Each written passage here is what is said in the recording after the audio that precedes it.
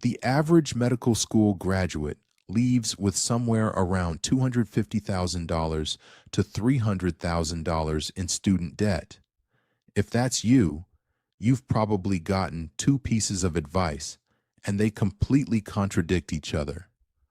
One camp says, throw every spare dollar at it, live like a resident for 5 more years, get rid of it as fast as possible. The other camp says, minimize your payments, ride it out on an income-driven plan, and let forgiveness wipe out whatever's left. Both of those can be right. The problem is most physicians never actually figure out which one applies to them. They just pick one based on whatever their co-resident did. And in 2026, the federal loan system changed enough that whatever you decided 3 years ago might already be the wrong call. So let's fix that. By the end of this video, you'll know exactly which path you're on and what to actually do about it. First, the news you need to know about. For years, a lot of borrowers were parked on a plan called SAVE, Saving on a Valuable Education.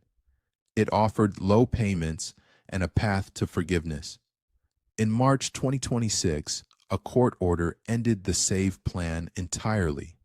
If you were on it, your servicer is walking you through a 90-day window starting July 1st to pick a new plan. Miss that window, and you get defaulted into the standard plan or a new tiered standard plan, both of which have noticeably higher payments than any income-driven option. Replacing SAVE is a new plan called RAP, the Repayment Assistance Plan. It's the only income-driven option available to new borrowers going forward, and existing borrowers can switch into it too.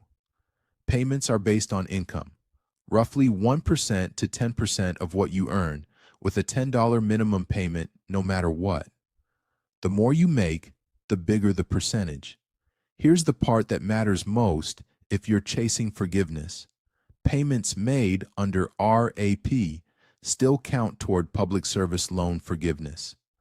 PSLF itself didn't go anywhere.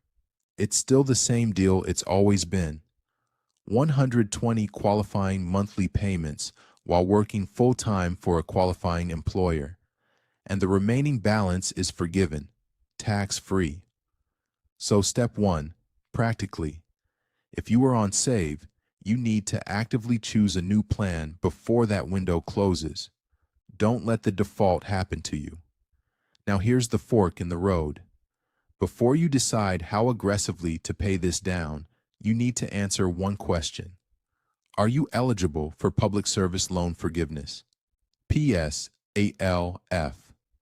Eligibility comes down to your employer, not your specialty. You qualify if you work full-time, at least 30 hours a week, for a 501c3 nonprofit hospital, an academic medical center, the VA, the military, or certain government and nonprofit clinics. You do not qualify if you're employed by a for-profit private practice or a physician-owned group, even if you're doing the exact same work down the hall. A lot of physicians don't actually know which category their employer falls into. If you don't know, this is worth 5 minutes. Check your employer's tax status, or just ask HR whether they're a 501c3. It changes everything that follows. If you're PSLF eligible, your best move is usually to stay on the lowest income-driven payment you qualify for. Now RAP, make your 120 qualifying payments and let the rest get forgiven tax-free. Refinancing privately would be a mistake here, because the moment you refinance with a private lender, your loan leaves the federal system, and you permanently lose PSLF eligibility on that balance. People do this by accident all the time, usually because a private refi offer looked good on paper without anyone checking what they were giving up. If you're not PSLF eligible, private practice, locums, most non-academic attending jobs, forgiveness isn't on the table, so the math changes completely. Now you're optimizing for the lowest total interest paid, and that's a different conversation. If PSLF isn't in play for you, the next decision is whether to refinance privately. Here's why this matters. Federal direct loans disbursed for the 2026 to 27 school year carry rates around 8.07% for graduate and professional borrowers, and just over 9% for Grad Plus loans, which, by the way, are being phased out for new borrowers starting this July. If your loans were disbursed in earlier years, your rates might be different. But many physicians are sitting on a blend of loans in the 6% to 9% range. Compare that to private refinance rates available to physicians specifically.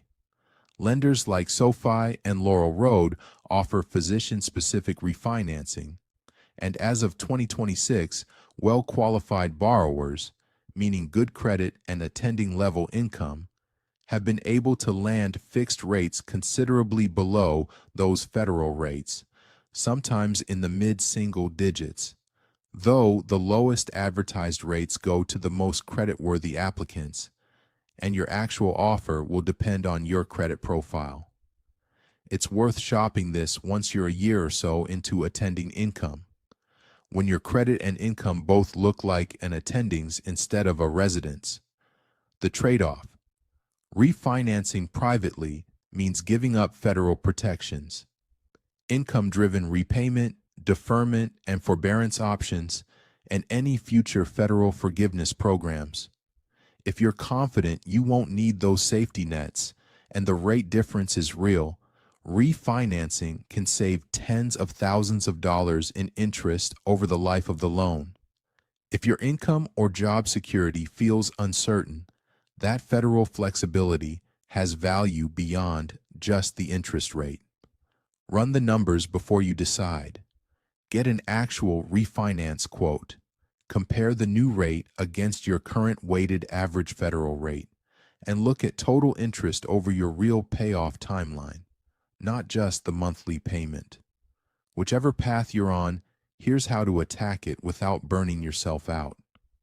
If you're going for PSLF, minimize your monthly payment, automate it, and stop thinking about the loan day to day. Put your financial energy into retirement accounts and an emergency fund instead. That's where your extra dollars do more work than throwing them at a balance that's getting forgiven anyway. Just make sure you submit the PSLF employment certification form every year, so there are no surprises at year 10. If you're paying it down yourself, use the avalanche method. List every loan by interest rate. Make minimum payments on all of them, and throw every extra dollar at the highest rate loan first. Once that's gone, roll the payment into the next highest. This minimizes total interest paid, full stop. And here's the lifestyle piece nobody talks about. The single biggest lever you have isn't a clever strategy. It's the gap between your resident income and your attending income. For the first 1 to 2 years as an attending, keep your spending close to what it was in residency and direct the difference at your loans and retirement accounts. You don't have to live like a resident forever, just long enough to make a serious dent before lifestyle creep catches up with your raise. Let's bring this back to the one decision that matters most. If you work for a qualifying nonprofit or academic employer, PSLF is probably your highest leverage move. Minimize the payment, maximize everything else, let the forgiveness do its job. If you don't, the question becomes refinance and attack versus stay federal and grind, and that comes down to your actual numbers, not a vibe. Quick disclaimer: everything in this video is general education, not personalized financial, tax, or legal advice. Whether you qualify for PSLF, which repayment plan fits your situation, and whether refinancing makes sense for you depends on your specific loans, employer, and numbers. That's worth a conversation with a student loan savvy. CPA, or fee-only financial advisor before you make a move. If this helped you figure out which side of that fork you're on, subscribe. I post videos like this every week for physicians trying to get their finances figured out without the jargon. And if you haven't seen it yet, check out the video on the backdoor Roth IRA. It's the next move once your loan strategy is locked in. See you next week.